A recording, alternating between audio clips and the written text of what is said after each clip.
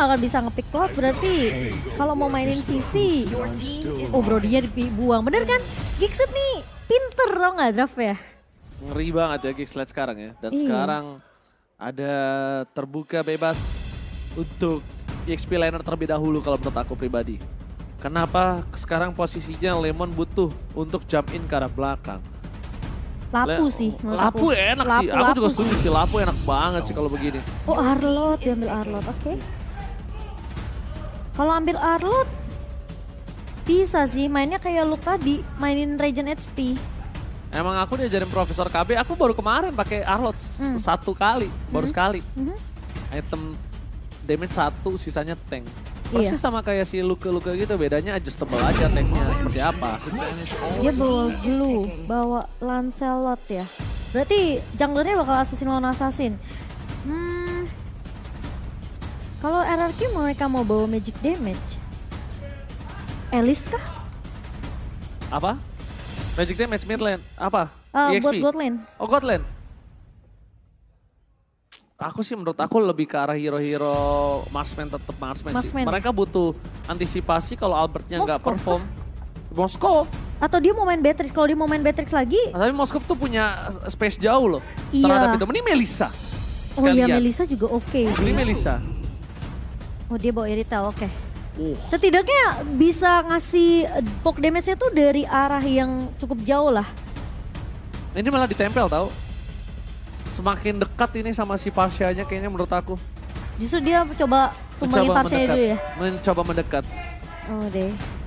Tapi kalau ngelihat dari efek sisi Gig cukup banyak loh. Cukup banyak ya. Tapi harusnya sih Gig kuat banget di teamfight yang sekarang ya. Harusnya dia teamfight-nya kuat. Mereka bawa Glue, bawa Lancelot. Lancelotnya pasti Lancelot tank kan? Jadi Kari sama Farshaya ini punya space yang banyak. Blue sama Kaja bakal main untuk dive in. Alright, apakah kutukan Geek Fam kali ini akan pecah? Atau bahkan tidak ada kutukan yang terpecahkan dan masih berseason-season berlanjut? Ini dia, kesempatan terakhir Geek Fam memecahkan kutukan mereka. Yang di rumah jangan lupa di-share, jangan lupa dukung tim favorit kalian karena di MPL Arena juga mendukung tim favoritnya masing-masing. Jangan mau kalah dengan yang di rumah ramenya. MPL Arena, mana tepuk tangannya? Inilah game penentu apakah Geek mereka mampu untuk mendapatkan satu kemenangan dari RRQ yang sejauh ini dari season 4 mereka belum bisa dapetin hal tersebut. Atau justru RRQ masih menahan Geek yang sekarang meskipun kita tahu mereka udah stepping up banget di season yang ke-11 kali ini. Tapi Albert dan juga dari Janna QT memainkan assassin yang sama sebenarnya. Namun dengan build yang berbeda. Dari Albert akan lebih bermain agresif. Tentunya dengan beberapa physical damage yang dimiliki oleh Albert.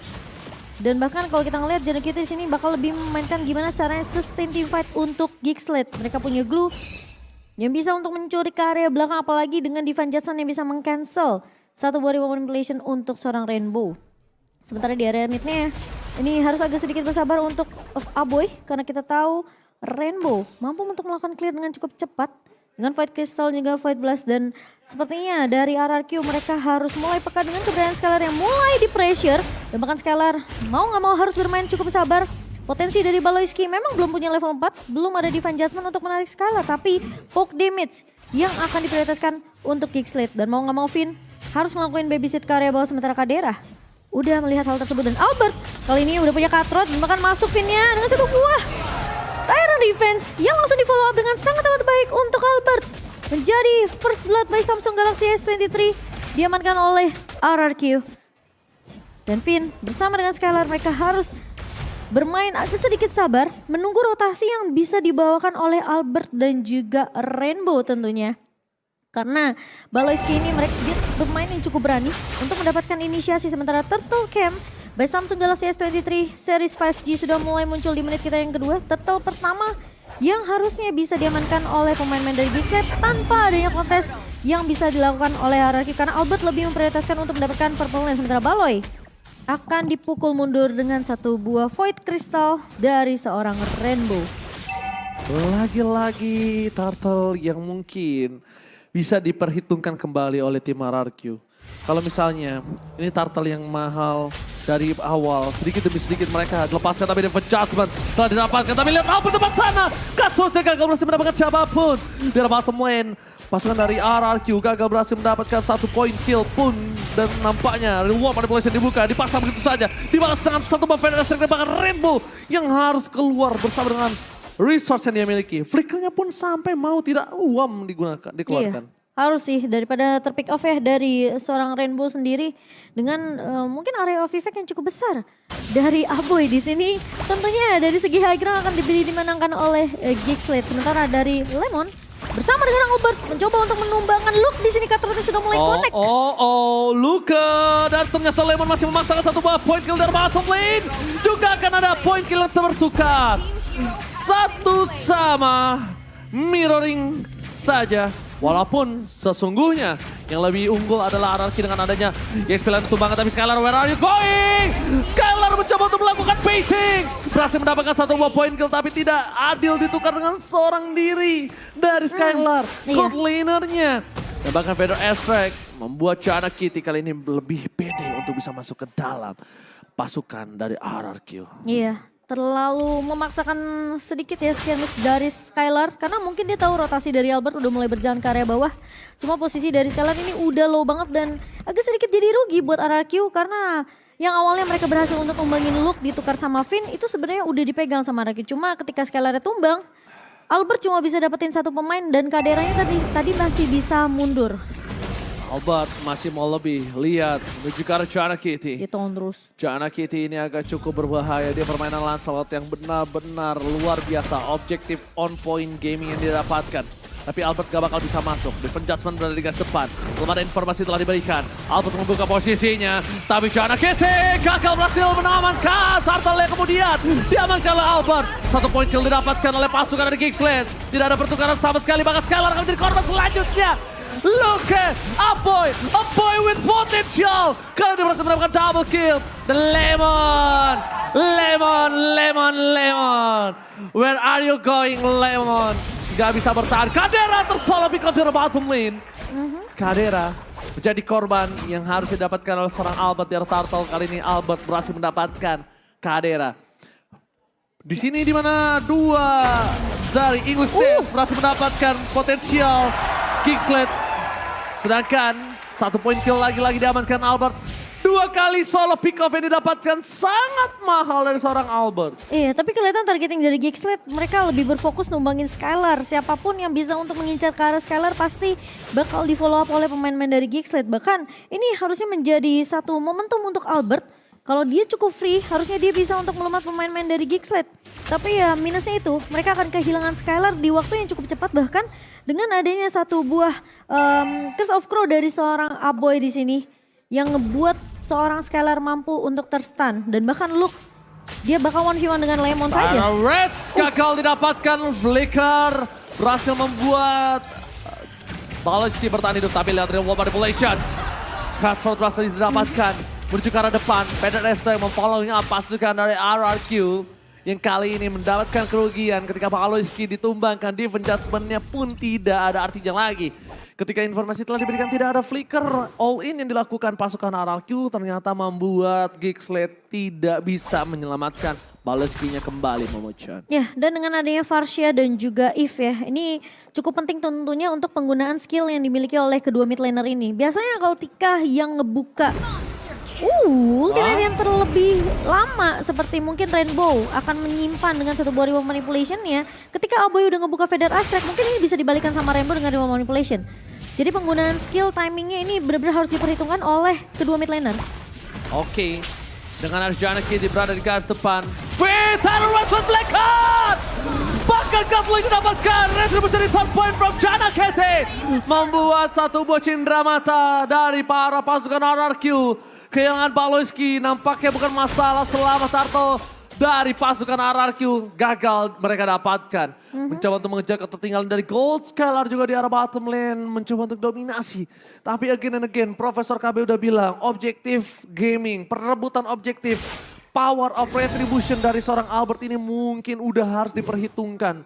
Karena beberapa kali gagal berhasil mendapatkan di saat momen-momen tertentu. Dan jika tidak ada perubahan atau mungkin power of retribution-nya kali ini sedang tidak pede. Ada baiknya langsung ada di adjustment. Lemon hilang terlemat begitu saja. Sebelum menyelesaikan apa yang aku bicarakan ternyata di arah top lane sana.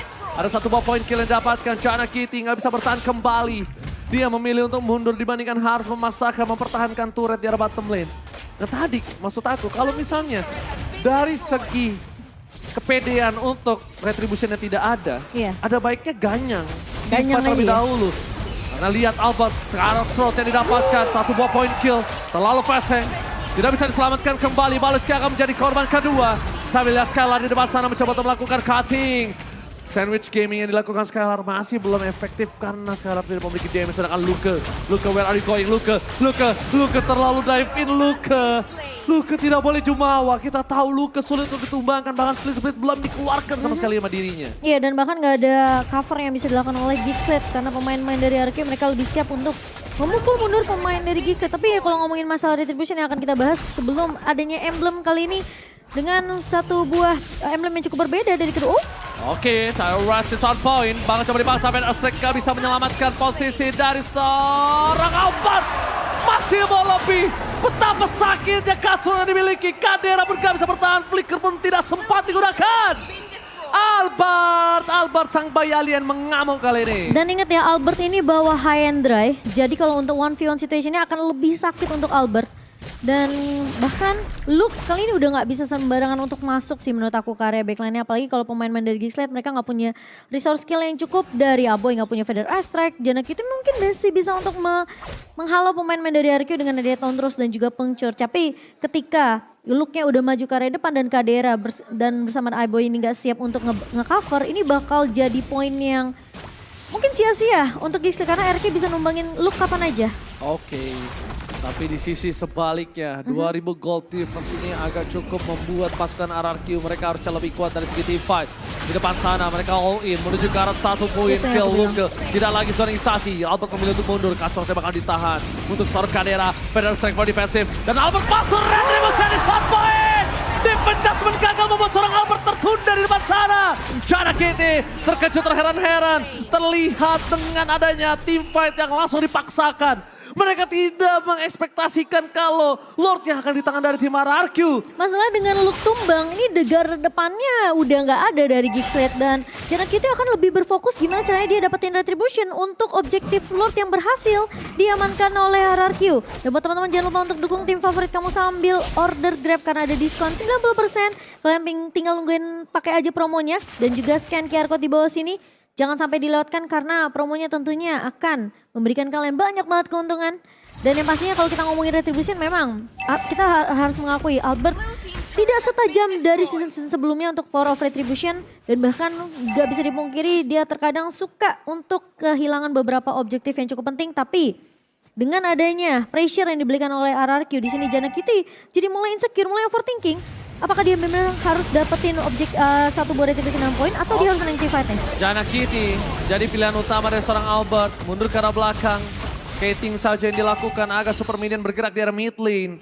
Pasukan dari RRQ dengan item yang mereka miliki. Momo-chan silakan. Iya, kali ini dari Skylar masih memegang unggul dari segi networknya. Windtalker di tangan udah punya critical chance juga dari satu buah Berserker Fury. Demon Hunter Sword tentunya untuk menumbangkan item-item defensif dari Gigsled yang kita tahu ini garda depannya Luke yang mudah untuk ditemukan. Tadi aku bilang ketika dia masuk dia bisa diculik oleh pemain-pemain dari RRQ dan bahkan Finn harus berhati-hati, harus bermain agak sedikit sabar karena melihat juga tentunya minion yang masih mencoba untuk memukul turret base yang dimiliki oleh Gigsled. 6 turret di tangan RRQ di 12 menit kita. Tapi ingat kalau dibawa ke arah late game, Kadera ini punya potensi yang luar biasa untuk ngebalikin keadaannya. Dengan gold differences yang sebenarnya by UBS Gold ini masih dipegang oleh RRQ sebanyak 5.000. Tapi kalau kita ngelihat Skylar yang saat ini sulit banget sebenarnya untuk digapai oleh pemain-pemain dari Gigsled. Ini justru mungkin menurut aku itu yang harus dimaksimalkan oleh RRQ. Kasih space yang cukup banyak ke arah Skylar. Albert bakal berfokus mungkin ke arah backline, ke arah Aboy dan juga Kadera. Sehingga tim fightnya bakal kepisah. Luke soalnya bakal dive in masuk ke area belakang untuk nyari Skylar ya. Oke, kalau melihat adanya pasukan Gigsled ini sebenarnya agak kepecah fokus Momo-chan. Targetingnya mereka agak sedikit bingung. Pertama, mereka harus coba incer Albert. Dia punya power shutdown yang cukup tinggi. Kedua, mereka harus menangkap Skylar. Dan ingat, defense judgment hanya untuk 1. Walaupun dengan adanya Iya. kita lihat team fight yang sustain yang bisa dipegang oleh Geekslate. Tapi gimana caranya? Targeting mereka ini ke orang yang tepat. Dan sedangkan sekarang mereka sedang bingung. Mereka tumbangin Albert tapi mereka harus ngeluarin banyak sword skill. Iya. Mereka dapetin Skylar yang terlalu bebas. Lemon di arah belakang, Rainbow udah pasti tidak mungkin mereka gapai. Jadi di targeting yang terlalu banyak, Geekslate bingung. Siapa yang harus dia target terlebih dahulu? Setuju. Dan ini mungkin yang membedakan ya dari kedua marksman, di mana Kadera kan harus benar-benar mikirin positioning dia. Dia cuma punya flicker dan juga Phantom Stare sebenarnya untuk kabur dari kejaran pemain dari RQ. Sementara Skylar nih kita tahu Irithel ini bisa basic attack sambil mukul. Jadi itu mungkin keunggulan dari Irithel sendiri. Tapi lagi-lagi seperti yang Oji bilang, emang targeting dari Geekslate ini harus pas banget. Mereka main pick off dengan ngebawa Kaja satu buah Divine Judgment yang sebenarnya kalau mereka nyulik satu target yang gak maksimal ini bakal kalah dari segi team fight-nya. Oke, dan aku akan sedikit bingung dan kali ini lihat flicker ke arah depan. Luka bakal coba ditangkap. Pada Esther telah terdeteksi posisi dia serang Aboy. Tapi lihat Balowski menjadi cover yang sangat luar biasa mahal dan Finn di depan sana. Membalikkan keadaan, outplay by Finn! Oh my God! 1 juta IQ membuat Finn membalikkan kembali keadaan. What a outplay from Finn. Itu kayaknya otak-otak kayak gue yang cuma makan ciki makan nyampe begitu mikirnya. Itu kayaknya dikalkulasi deh sama Finn. Ini berapa lama lagi dia turun dari pangkuannya split seorang Blue. Dan dia bawa ke area turret itu pemain RRQ 3 pemain udah nunggu tuh. Dia turun. Masalahnya turun, Tyrant Rage, dia masih nggak mati. Kalau tukar 1 untuk 1 masih oke. Tapi ini nggak ada pertukaran sama sekali, Momo-chan. Ya itulah yang membedakan kita dengan pro player ya. Semua udah dikalkulasi dan bahkan RQ mereka berhasil untuk mendapatkan objektif Lord by Samsung Galaxy S23 tanpa ada kontes yang bisa dilakukan oleh Geekslate. Karena lagi-lagi yang seperti aku bilang, ketika looknya tumbang, ini garda depannya udah pasti nggak bakalan strong. Kecuali mereka memang bawa game ini ke arah late game. JNQT udah punya banyak banget item yang bisa kita lihat by Dunia Games. Dimana kali ini dari JNQT udah punya anti-Quiras. Dan bahkan dengan HP yang bertambah dengan Guardian Helmet, namun Finn gak berhasil untuk menculik 2 pemain di area atas. Namun setidaknya informasi didapatkan dan pemain Geekslate ini bakal dipukul mundur sembari menunggu Lord yang akan berjalan ke area atas. Padahal ya, kalau tadi Finn dapat pun ya, itu gak ada yang bisa follow up tuh, masih terlalu jauh tuh.